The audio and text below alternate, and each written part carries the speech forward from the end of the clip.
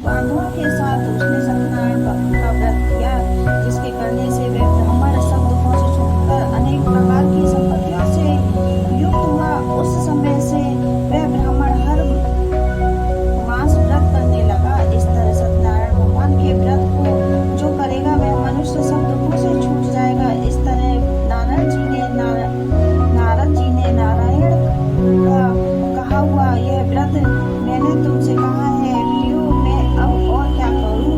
ऋषि बोले, हे मुनीश्वर, संसार में इस ब्राह्मण ने सुनकर किस किस ने इस व्रत को किया यह सब सुनाना चाहते हैं। इसके लिए हमारे मन में श्रद्धा है।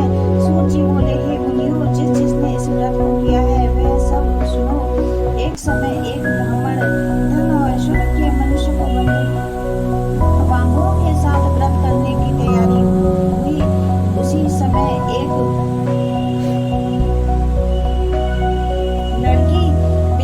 लकड़ी बेचने वाला बूढ़ा आदमी आया और वहां लकड़ियों को रखकर ब्राह्मण के मकान में गया। प्यास से दुखी लकड़हारा उसको व्रत करते देखकर ब्राह्मण को नमस्कार कर कहने लगा कि आप यह क्या कर रहे हैं और इसके करने से क्या फल मिलता है? कृपा करके मुझे कहो। ब्राह्मण ने कहा, सब मनोकामनाओं को दूर करने वाला यह सत्यनारायण भगवान का व्रत है। इसकी ही कृपा से मेरे यहाँ धन धान्य आदि की वृद्धि हुई। ब्राह्मण ने इस व्रत के बारे में जानकर लकड़हारा बहुत प्रश्न हुआ। चरणामृत के ले और प्रसाद खाने के बाद अपने घर को गया। लकड़हारे ने अपने मन में इस प्रकार संकल्प किया कि आज नगर में लकड़ी बेचने से जो धन मिला है उसी से सत्यनारायण देव का उत्तम व्रत करूंगा। यह मन में विचार कर वह बूढ़ा आदमी लकड़ियां अपने सिर पर रखकर जिस नगर में धनवान लोग रहते थे वह ऐसे सुंदर नगर में गया। उस रोज वहां पर उसने उस लकड़ियों का दान पहले दिनों में चौगुना मिला। तब वह बूढ़ा लकड़हारा दाम ले और कति प्रश्न होकर पक्के केले की पूली, शक्कर, घी, दूध, दही, गेहूं का आटा इत्यादि सत्यनारायण भगवान के व्रत की कुल सामग्री को लेकर घर गया। फिर उसने अपने भाइयों को बुलाकर विधि के साथ भगवान जी का पूजन और व्रत किया। उस व्रत के प्रभाव से वह बूढ़ा लकड़हारा धन, पुत्र आदि से युक्त हुआ और संसार के समस्त सुख होकर वैकुंठ को चला गया। बोलो सत्यनारायण भगवान की जय। तीसरा अध्याय। सूत जी बोले, हे श्रेष्ठ मुनि, अब आगे की कथा कहता हूँ, सुनो। पहले समय में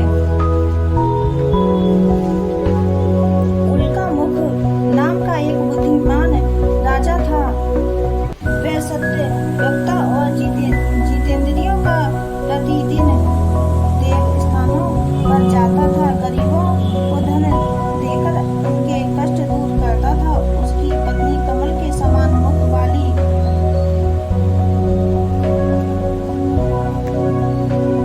और सती साध्वी श्री भद्रशिला नदी के तट पर उन दोनों ने श्री सत्यनारायण व्रत किया।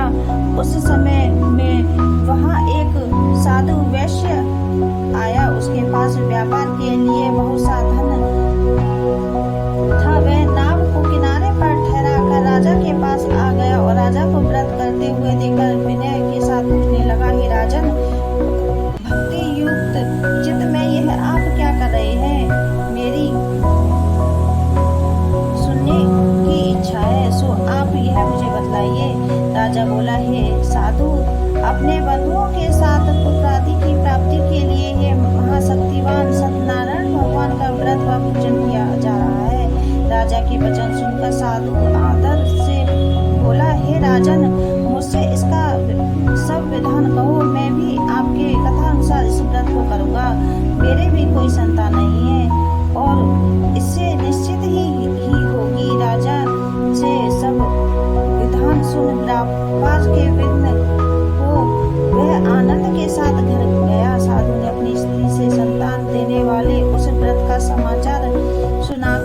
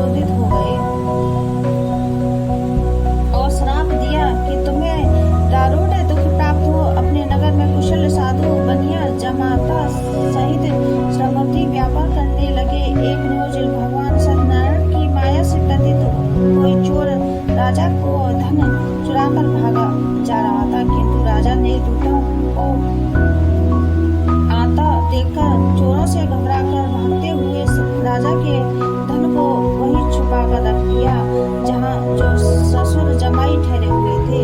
तब जब दूतों ने उस साधु वैश्य के पास राजा के धन को देखा तो वे दोनों को बांध कर ले गए और प्रसन्नता से दौड़ते हुए राजा के समीप जाकर बोले, यह दो चोर हम पकड़कर लाए हैं, कृपा आज्ञा दें। तब राजा की आज्ञा से उनको कठोर कारावास में डाल दिया और उनका सब छीन लिया गया, धन छीन लिया गया। सत्यनारायण भगवान के श्राप और द्वारा उनकी पत्नी भी घर पर बहुत दुखी हुई और घर पर जो धन रखा था चोर चुरा कर ले गए। शारीरिक व मानसिक पीड़ा, भूख प्यास से अति दुखित हो अन्न की चिंता में कलावती और ब्राह्मण के घर गई। वहां उसने सत्यनारायण भगवान का व्रत होते देखा, फिर कथा सुनी तथा प्रसाद ग्रहण कर रात को घर आई। माता ने कलावती से कहा, हे पुत्री, अब तक कहाँ रही, वह तेरे मन में क्या है? कलावती बोली, हे माता, एक ब्राह्मण के घर श्री सत्यनारायण भगवान की व्रत देखा है। कन्या के वचन सुनकर लीलावती भगवान के पूजन की तैयारी करने लगी। लीलावती ने परिवार को बंधुओं सहित श्री सत्यनारायण भगवान का पूजन किया और वह मांगा कि मेरे पति और दामाद शीघ्र आ जावे। साथ ही प्रार्थना की कि हम सबको अपराध क्षमा करो। सत्यनारायण भगवान इस व्रत से संतुष्ट हो गए और राजा चंद्रकेतु को से दर्शन देकर कहा, हे राजन, दोनों वैश्यों को प्राप्त ही छोड़ दो और उनका सब धन और तुमसे ग्रहण किया है दे दो, नहीं तो मैं तेरा धन राज्य पुत्रादि सब नष्ट कर दूंगा। राजा से ऐसे वचन कहकर भगवान अंतर्ध्यान हो गए। प्रातःकाल राजा चंद्रकेतु ने सभा में अपना स्वप्न सुनाया, फिर दोनों गणित पुत्रों को कैद से मुक्त कर सभा में बुलाया।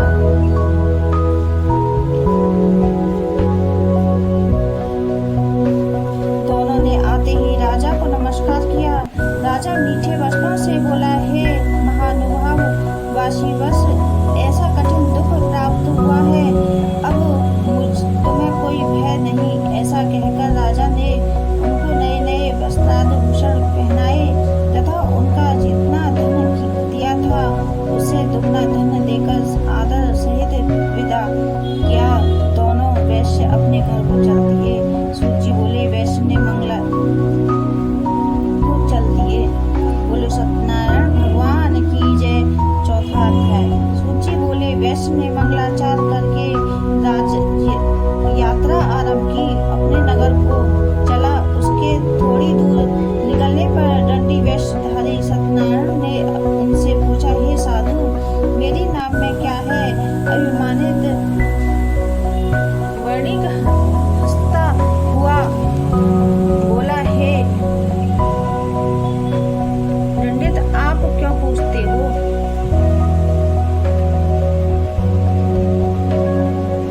क्या धन लेने की इच्छा है? मेरी नाम में तो बेल और पत्ते भरे हैं। वैश्य को कठोर वचन सुनकर भगवान ने कहा, तुम्हारा वचन सत्य हो दंडी। ऐसा कहकर वहां से दूर चले गए और कुछ दूर जाकर समुद्र के किनारे बैठ गए। दंडी के जाने से वैश्य ने नित्य क्रिया करने के बाद नाव की ऊंची उठी देखकर अचंभा किया कि नाव में बेल पत्ते आदि देखकर मूर्छित हो जमीन पर गिर पड़ा। फिर मूर्छा खुलने पर अत्यंत शोक प्रकट करने लगा। तब उसको दामाद बोला कि आप शोक ना करें, यह दंडित का श्राप है, अतः उसकी शरण में चलना चाहिए, तभी हमारी मनोकामना पूरी होगी।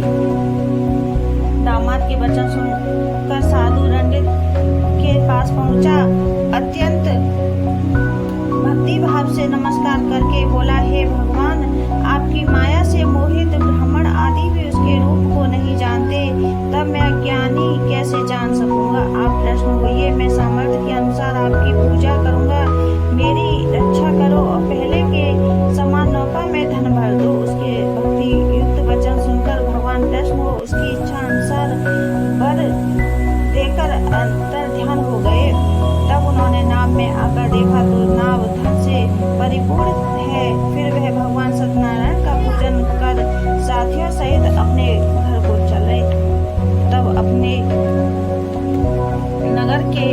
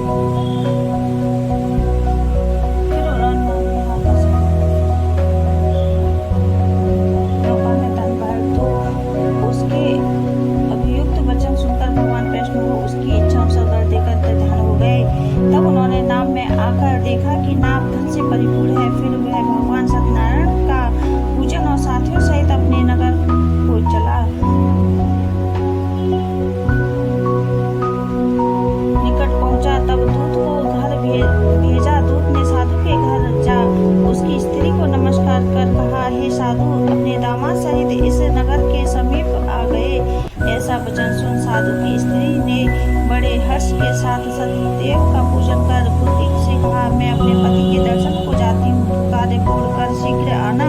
माता के ऐसे वचन सुनकर कलावती प्रसाद छोड़कर पति के पास गई। प्रसाद की अवज्ञा के कारण सत्यदेव ने रुष्ट हो उसके पति को नाव सहित पानी में डुबो दिया। कलावती अपने पति को न देखकर रोती हुई जमीन पर गिर गई। इस तरह नौका को डूबा हुआ तथा कन्या को रोता देख साधु दुखी हो गए। बोले, हे प्रभु, मुझसे या मेरे परिवार से जो भूल हुई है उसे क्षमा करो। उसके दीन वचन सुनकर सत्यदेव प्रसन्न हो गए और आकाशवाणी हुई, हे साधु, तेरी कन्या मेरे प्रसाद को छोड़ आई है, इसलिए इसका पति अदर्श हुआ है। यदि वह घर आकर प्रसाद खाकर लौटे तो इसे पति अवश्य मिलेगा। ऐसी कर आकाशवाणी सुनकर कलावती ने घर पहुंचकर प्रसाद खाया। फिर आकर पति के दर्शन किए। सत्य पश्चात साधु से बंधु संबंधों सहित सत्यदेव को विधि पूर्वक पूजन किया। उस दिन से वह प्रत्येक पूर्णिमा का सत्यनारायण भगवान का पूजन एवं कथा करने लगा। इस लोक को सुख भोगकर अंत में स्वर्ग लोक हो गया। बोलो सत्यनारायण भगवान की जय। 5वां अध्याय। सूत जी बोले, हे ऋषियों, जो मैं और भी कथा कहता हूँ सुनो। प्रजापाल ने लीन ध्वज नाम का एक राजा था। उसने भी भगवान का प्रसाद त्याग कर अब बहुत दुख पाया।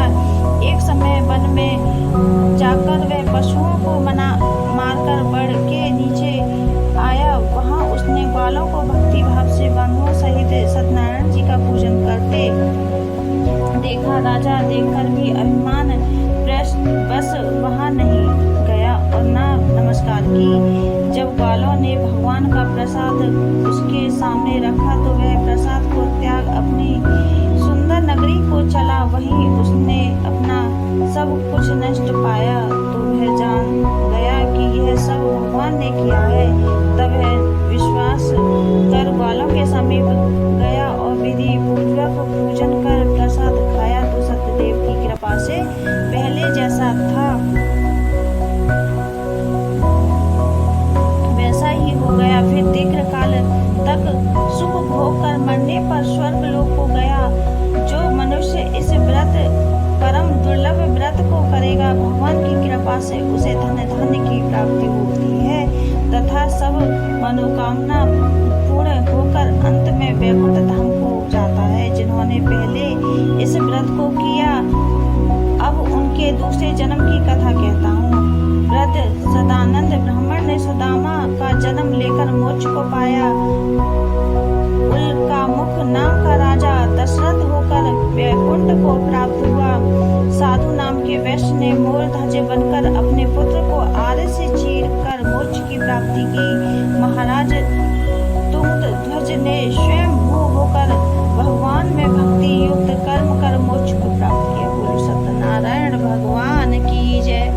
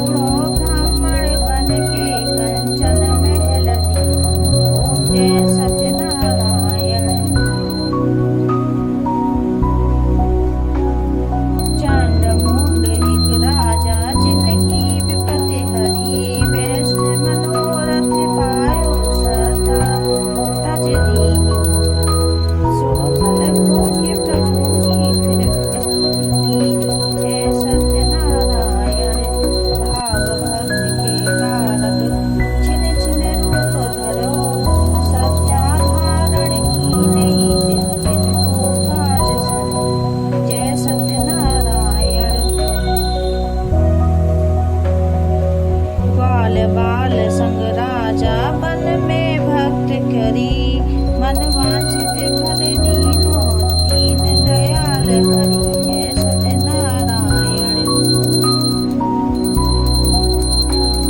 चरण प्रसाद सभाया पद की फल मेवा, धूप दीप तुलसी से राजी सत्य देवा। ओम जय सत्यनारायण। श्री सत्यनारायण जी की आरती जो कोई नर गावे, कहत शिवानंद स्वामी